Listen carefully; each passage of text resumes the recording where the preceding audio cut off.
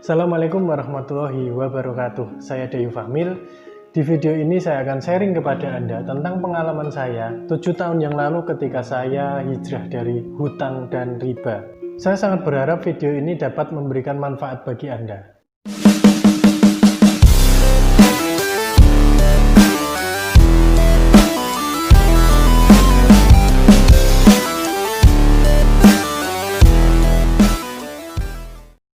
Kisah ini berawal dari 7 tahun yang lalu ketika saya mengelola beberapa bisnis. Salah satunya bisnis laundry, ada distributor es krim, lalu beberapa bisnis online yang lainnya. Saya memiliki banyak relasi bisnis kala itu. Hingga suatu hari saya direkomendasikan oleh salah satu rekan bisnis saya kepada marketing sebuah perbankan untuk membuat kartu kredit. Sebetulnya saya tidak butuh waktu itu, tetapi karena sebagian besar rekan-rekan saya memilikinya, ya sudah, saya iseng-iseng ikut saja. Melihat dari beberapa usaha atau bisnis yang saya kelola waktu itu, akhirnya saya mendapat persetujuan dari perbankan. Istilahnya saya di approve ya di salah satu perbankan itu, dan mendapatkan limit yang lumayan besar buat saya di kala itu. Singkat cerita, kartu kredit pun datang sampai ke rumah saya terima, tapi saya tidak gunakan waktu itu karena memang sebetulnya saya tidak butuh dengan kartu kredit. Sampai berjalan beberapa waktu, saya kurang tahu apa alasannya, tapi beberapa masalah datang di bisnis saya. Mulai dari kompetitor bisnis yang semakin ketat, karyawan yang kurang jujur, sampai pernah tertipu dengan rekan bisnis, dan lain sebagainya. Intinya waktu itu masalah selalu datang. Sampai pada akhirnya saya merasa kesulitan untuk mengelola bisnis-bisnis saya yang sedang berjalan. Sampai pada akhirnya saya kesulitan untuk mengelola keuangan di bisnis saya. Dan beberapa bisnis saya memerlukan tambahan modal untuk bisa berjalan sesuai dengan apa yang seharusnya. Karena memang kondisi saya yang waktu itu kesulitan keuangan, sampai pada akhirnya saya menggunakan kartu kredit yang saya miliki. Masalah pun datang silih berganti sampai membuat saya berada di titik minus dalam keuangan. Kartu kredit yang sejatinya dibayar tepat waktu kini menjadi sedikit mundur, sampai saya betul-betul tidak kuat lagi untuk membayar. Pada akhirnya yang terjadi, saya hanya bisa membayar bunganya saja setiap bulan.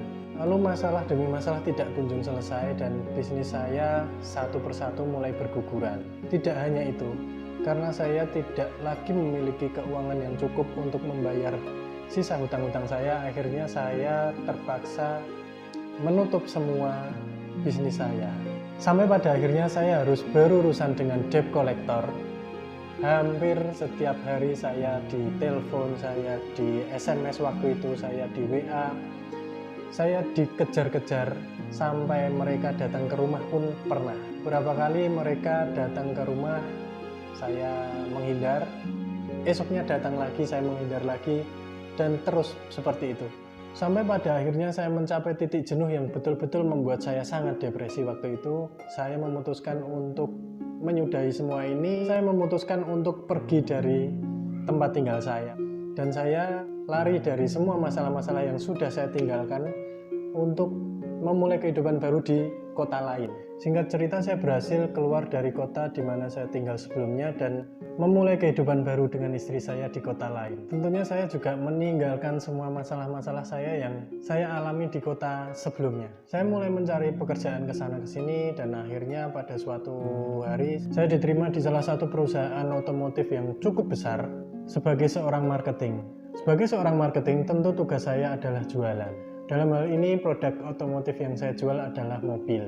Kebetulan saya memiliki basic marketing yang cukup kuat karena dari SMA saya sudah mulai berjualan. Mulai dari jualan pulsa, jualan baju, jualan tas, makanan, dan lain-lain. Bisa dibilang hampir semua orang yang mengenal saya waktu itu pernah saya juali. Maka dari itu saya merasa mudah ketika saya harus menjual produk otomotif ini. Dan benar saja, hampir setiap bulan saya berhasil mencapai target yang ditetapkan oleh perusahaan tersebut. Ada yang unik di dalam pengalaman saya selama berjualan mobil, di mana konsumen yang bertransaksi dengan saya hampir 90% memilih jalur kredit sebagai sistem pembayarannya. Sebagai seorang marketing mobil, tentunya saya merasa senang ketika ada konsumen yang membeli secara kredit, karena perlu Anda ketahui, komisi yang saya dapatkan lumayan besar. Saya tidak akan menyebut jumlah nominalnya, tapi waktu itu jika saya konversikan, kurang lebih saya bisa membeli satu motor second yang layak pakai ketika saya berhasil menjual satu mobil. Anda bisa bayangkan. Beberapa bulan berjalan, kehidupan saya normal, dan tentunya ingat, saya sudah tidak lagi dikejar-kejar debt kolektor kartu kredit yang pernah mengejar saya di kota saya sebelumnya. Saya merasa aman karena debt kolektor tersebut tidak bisa menemukan keberadaan saya. Karena saya merasa mudah dalam mencari uang waktu itu, saya putuskan untuk membeli satu buah mobil yang saya beli secara kredit. Karena sebagai seorang marketing mobil, saya tahu betul bagaimana caranya pengajuan kredit mobil dari awal sampai mendapatkan approval atau persetujuan dari pihak leasing. Dalam hal ini pembiayaan mobil. Dan tentunya saya juga banyak sekali mengenal teman-teman yang bekerja di perusahaan leasing tersebut. Itu juga yang memudahkan bagi saya mendapatkan persetujuan dari perusahaan leasing. 1 tahun berjalan, semuanya normal, tidak ada kendala sama sekali, dan saya merasa mudah menjalani kehidupan yang saya jalani sekarang. Hingga pada suatu saat ketika memasuki tahun kedua, saya mulai mengalami beberapa keanehan. Masalah demi masalah kembali menghampiri saya silih berganti. Pekerjaan yang biasa saya lakukan selama 1 tahun terakhir ini, yang seharusnya menjadi mudah, justru malah semakin sulit. Penghasilan yang saya dapatkan yang dulunya selalu di atas rata-rata, kini menjadi kurang. Bahkan sampai untuk memenuhi kebutuhan hidup pun saya merasa tidak cukup. Sampai pada suatu ketika saya harus berhutang ke sana ke sini untuk mencukupi kebutuhan hidup saya, dan tidak sampai di situ saja. Sering sekali saya juga berselisih pendapat dengan istri, tiba-tiba anak sakit tanpa sebab, dan lain sebagainya. Karena kondisi ekonomi yang semakin memburuk, akhirnya angsuran mobil pun juga ikut seret, dan makin hari makin terasa sulit. Sampai pada suatu hari saya ditelepon oleh istri saya mendapatkan informasi bahwa baru saja mertua saya didatangi oleh debt kolektor di rumahnya.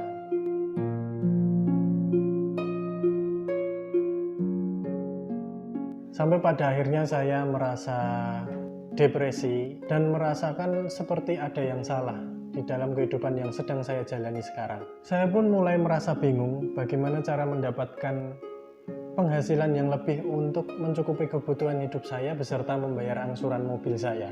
Sampai pada suatu ketika saya duduk di depan salah satu pusat perbelanjaan, di situ saya iseng-iseng membuka satu aplikasi YouTube, dan saya melihat satu kajian itu membahas tentang riba.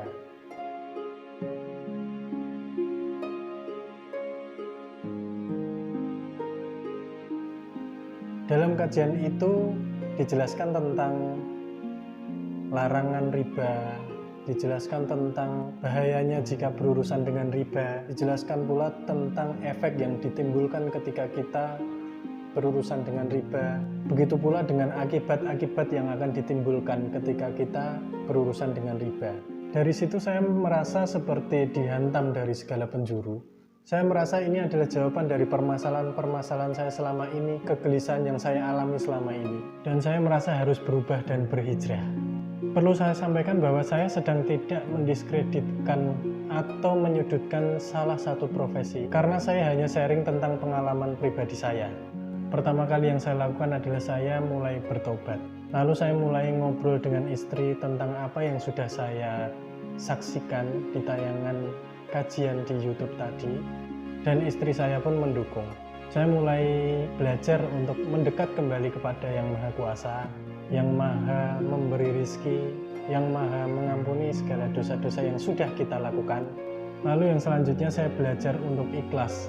Saya mulai berinisiatif untuk menyelesaikan masalah-masalah yang memang belum selesai, yang masih mengganggu dalam kehidupan saya. Yang pertama, saya menghubungi debt collector yang sudah mencari saya sekian lama untuk menyelesaikan permasalahan tunggakan kartu kredit yang saya belum selesai bertahun-tahun silam. Saya ajak ketemu, saya ajak ngobrol, dan saya bernegosiasi.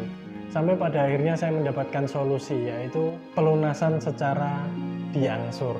Artinya tidak langsung dibayar lunas saat itu juga, tapi bisa diangsur. Yang kedua, saya mengikhlaskan apa yang menjadi tanggungan saya selama ini. Dalam hal ini saya masih punya tanggungan angsuran mobil. Karena saya merasa begitu terbebani, akhirnya saya lepaskan, saya jual. Dan yang terakhir ini yang menurut saya agak berat, yaitu saya harus berusaha untuk meninggalkan pekerjaan yang sudah saya tekuni selama ini. Saya mulai berdiskusi dengan istri saya dan istri saya sudah menyetujui. Selanjutnya tinggal saya menyusun langkah supaya bisa keluar dari pekerjaan yang saya tekuni tersebut. Suatu hari saya bercerita dengan teman yang saya anggap mentor di perusahaan tersebut.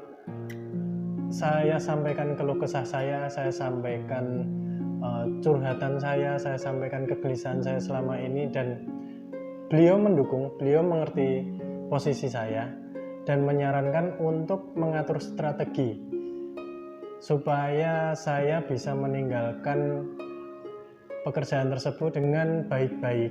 Beliau menyarankan kepada saya supaya saya tidak mengejar target lagi. Dengan begitu saya akan otomatis dikeluarkan dari perusahaan tersebut. Supaya saya mendapatkan hak pensiun dari dana yang dipotong dari penghasilan atau gaji saya setiap bulannya. Singkat cerita, cara itu berhasil.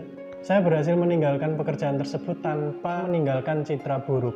Dan dana pensiun yang saya terima saya buat untuk membayar sisa-sisa hutang-hutang saya, kartu kredit dan lain sebagainya. Dan tentu saya memulai kehidupan baru tanpa hutang dan riba.